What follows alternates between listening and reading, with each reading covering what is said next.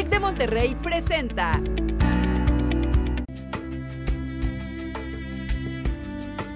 La educación y el aspecto humano deben estar en centro de la vida y hoy así se deben preparar los profesionales. Hoy, en Un Café con Mariloli, platicaremos con el Dr. Grasa, director del TEC de Monterrey.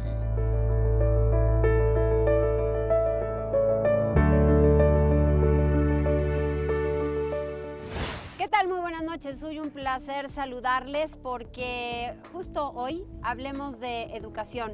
Los lugares que no tienen educación, pues la verdad es que poco avanzan. El doctor Pedro Luis Grasa me acompaña hoy y qué gusto que haya aceptado tomarse un café con Mariloli. ¿Cómo estamos, doctor? Muy bien, muchísimas gracias por el casa. espacio. Muchas gracias y muchas gracias por el espacio para poder tomarnos un café y conversar un ratito. Claro, la educación es básica en todos lados. Pues yo creo que es el motor del desarrollo, ¿no? Yo creo que si no hay educación, pues los países no tienen pues mucho hacia dónde moverse, ¿no? Y yo creo que hoy por hoy, pues nuestro país tiene muchísimos retos en educación.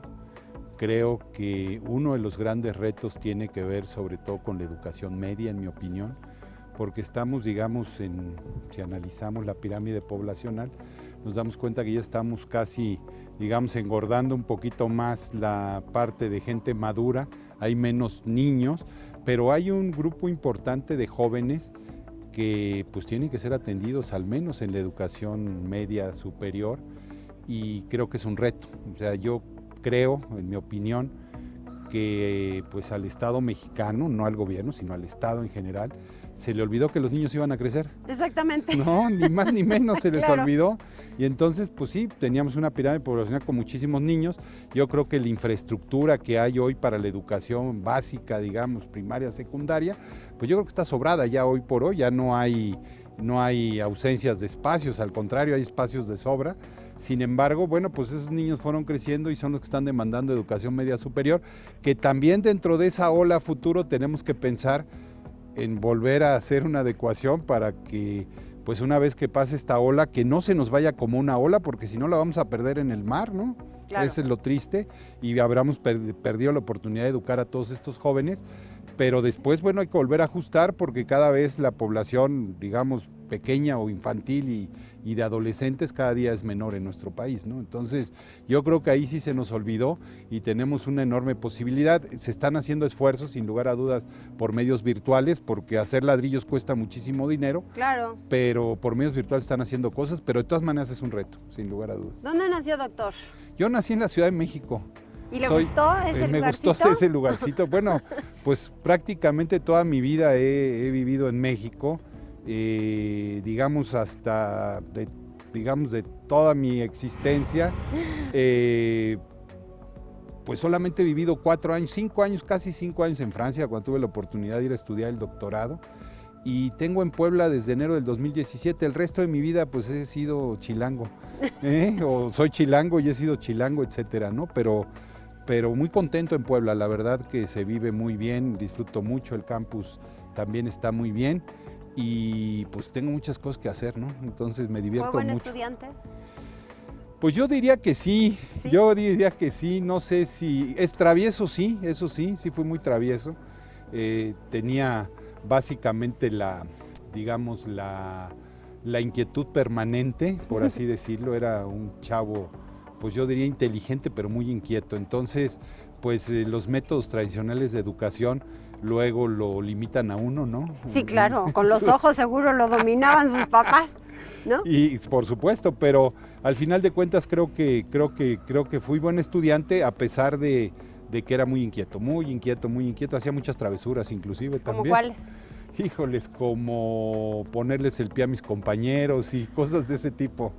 Y a Pero- sus papás no. No, Bueno, pero por supuesto que no, Entonces, pues sí, pero digo, lamentablemente, insisto, los sistemas educativos en lugar de canalizar, creo que está cambiando afortunadamente, en lugar de canalizar pues yo diría las fortalezas, los talentos Sí. que tienen los chicos, como que hemos sido muy rígidos en los procesos educativos y eso sin lugar a dudas creo que nos complica un poquito las formas o los estilos de aprendizaje, ¿no? Hoy los estilos son sumamente diferentes, usted lo ha dicho, y me parece que los papás antes tenían una forma de ponernos en orden muy especial, pero obedecíamos. Sí, Y claro. hoy en día, los chavos que están todo el tiempo en los celulares y demás, la tecnología es muy buena, pero también te aparta.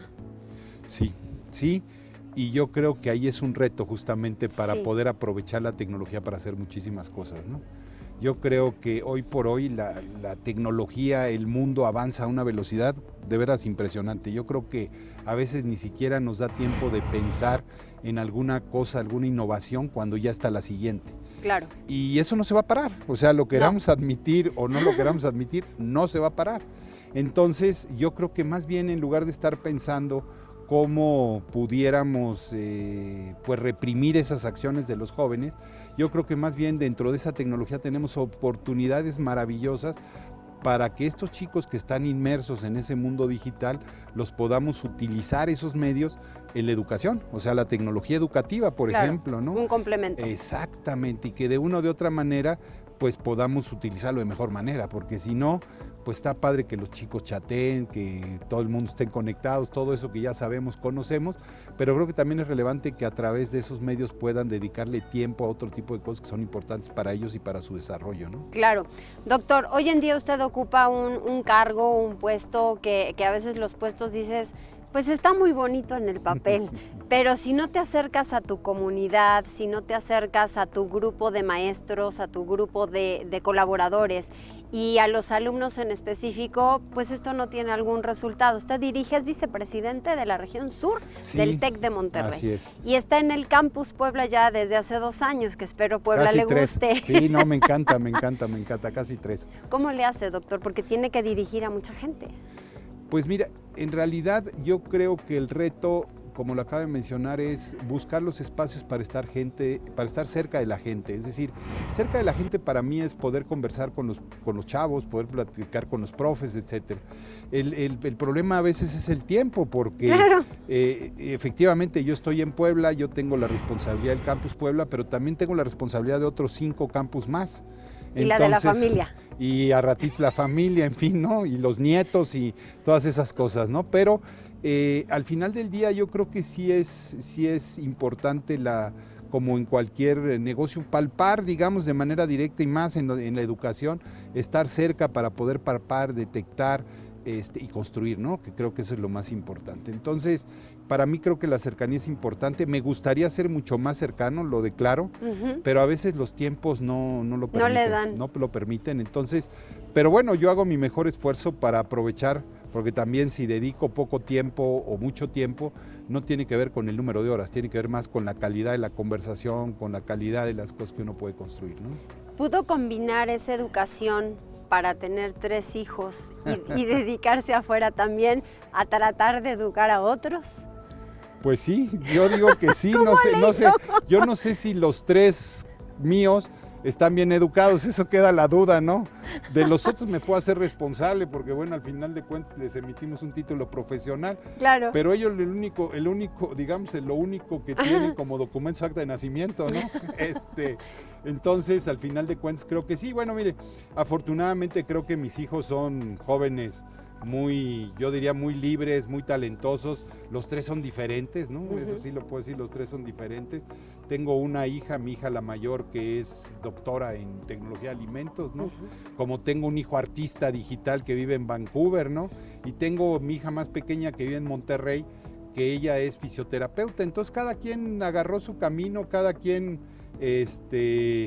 eligió lo que le gustó y creo que lo hacen bien. Pero lo más importante es que son chavos felices, o por lo menos yo los percibo como chavos felices, y yo creo que ese es el objetivo también de la educación. A veces somos demasiado protocolarios o demasiado rígidos en todos estos procesos, y yo creo que al final de cuentas, si uno obtiene un título profesional en una universidad, pues eso te da herramientas para trabajar, pero te debería dar herramientas también para vivir. Claro. En el sentido amplio de la palabra, es decir, que puedas ser libre, que puedas ser feliz, que lo que hagas realmente te satisfaga y pues que hagas que realices tus sueños, que los lleves a la práctica y no simplemente decir, oye, pues soy ingeniero y ahora tengo que construir 200 edificios y tengo que hacer 40 plantas Sí. y todo. Oye, y la vida, no, pues bien, construyo 32 edificios, Padre. y, ¿no? Sí, Entonces, pues yo creo que hay cosas que son importantísimas, ¿no? En el andar por la vida, de decir, oye, finalmente la educación me ha servido pues para cubrir algunas necesidades importantes que hay en la vida, Ujú. pero lo que me hace sentir pleno es en qué estoy trascendiendo, cómo estoy Claro. impactando en los demás, etcétera. ¿Fue fácil dejar a sus hijos volar? Pues yo creo que sí, ¿Sí? yo creo que sí, yo creo que tienen una mamá excelente, o sea, Gina, mi mujer, creo que es una Hizo mujer, buen equipo con Gina. Exactamente, creo que Gina es una mujer excepcional, que sin lugar a dudas ha jugado un rol muy importante en mi vida y en la de mis hijos, creo que mucho más que yo, no me queda ninguna duda. Y pues los tres hijos volaron después de la prepa. Bueno, Ameyali se fue a estudiar a Querétaro, nosotros vivíamos en la Ciudad de México, fue a estudiar a Querétaro, pues la carrera estaba en Querétaro, en el TEC de Monterrey, pero yo les dije, miren, ustedes pueden elegir la carrera que ustedes quieran, pueden elegir esa profesión, y tienen 32 posibilidades, que eran los 32 campus del TEC que existían en Claro. ese momento, ¿no? A ver Entonces, cuál escogían. A ver cuál escogían, ¿no? Entonces ella estudió primero ingeniera en industrias alimentarias, se fue a Querétaro, terminando la prepa, muy jovencita, a los 18, 19 años. Y bueno, pues estábamos muy cerca de ella y la veíamos con mucha frecuencia, pero yo creo que eso en ella provocó una madurez, yo diría excepcional, ¿no? O sea, Claro. como hay algunos que no les da por la madurez, creo que a Meyali le maduró mucho, ¿no? Y Tona se fue un año a Monterrey, cuando terminó la prepa también quería estudiar en Monterrey, se fue a jugar básquetbol porque lo invitaron a jugar con el equipo de Campus Monterrey. Total, estuvo un año, después cambió de carrera, entonces regresó otra vez a vivir con nosotros. Mi hija, la pequeña, estudió en Guadalajara, en fin. Entonces creo que todos han volado y tienen toda esa capacidad de seguir volando, ¿no? Hay que seguir conociendo al doctor Grasa para poder confirmar que es un gran ser humano y que tiene en sus manos el poder de orientar a muchos de sus colaboradores, pero también a muchos de sus hijos que pueden ser los alumnos. Volvemos enseguida, hacemos una pausa.